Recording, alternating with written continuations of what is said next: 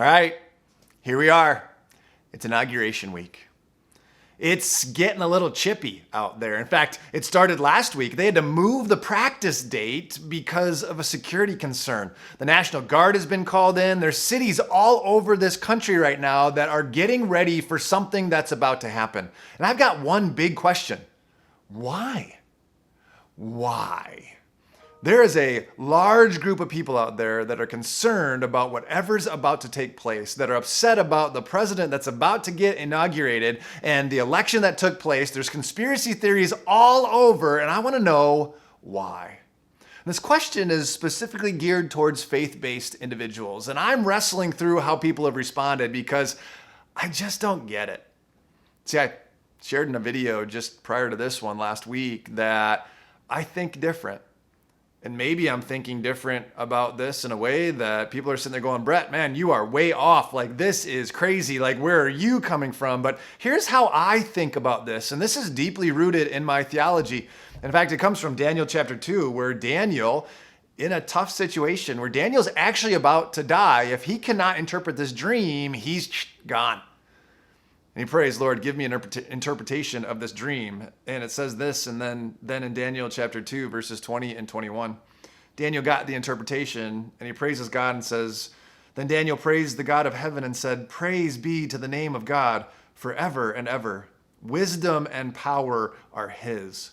He changes times and seasons. He deposes kings and raises up others. He gives wisdom to the wise and knowledge to the discerning. See, I believe that's how God functions. I give praise to the God that puts aside kings and raises up others. And I believe that's exactly what's continuing to happen in our day. But you might be sitting there going, but that was the Old Testament. Like, that was way back then, and there were still secrets, and there were still things that God was revealing, and, that just doesn't apply to us anymore. Okay, well, let's jump ahead then. Let's jump ahead to the New Testament. Let's jump ahead post-Christ to this man named Paul. And Paul was living in a time. In fact, Paul ends up getting killed by this emperor named Nero. He was a really bad man. Really bad. In fact, I don't think this new president will even hold a candle to how bad this man named Nero was. And yet, Paul makes this audacious statement at that time. He says this, ready? Romans 13:1.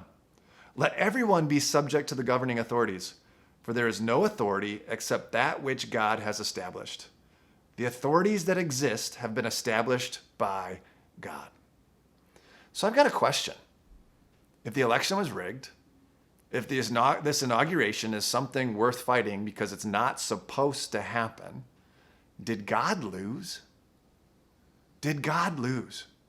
Because that's really the question that I'm thinking is being asked by many people. Man, God, did you lose?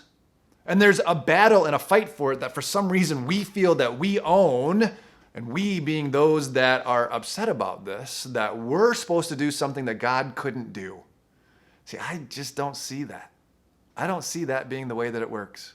In fact, Paul reiterates twice here in this verse, let everyone be subject to the governing authorities, for there is no authority except that which God has established. He could have stopped right there, but he continues on and says it one more time. The authorities that exist have been established by God. Why did he have to say it twice in that passage? So that people would hear it and he could make it known that this is the way that it is. And I believe the exact same thing holds true today. Here's the kicker for me though. I don't know the why behind it. I don't know why God puts down and lifts up some people. I don't know why he puts authorities in place that he does. Paul goes on to say it's for the betterment of us. It's for the judgment of those who do wrong things and to hold accountable the ones that aren't supposed to be doing the things that they're doing and to uplift those that are doing the right things. So I think the responsibility on our part then is to do the right thing, which has always been the responsibility that we have living in this culture, to do the right thing. So I know there's a lot going on right now, but I truly believe God did not lose. He knows exactly why this new president is coming in. He knew why the old president was coming in. He knows why the other presidents ahead of us that we can't see just yet will also be there. And he puts in place the leaders because all authority is ordained by God. All of it.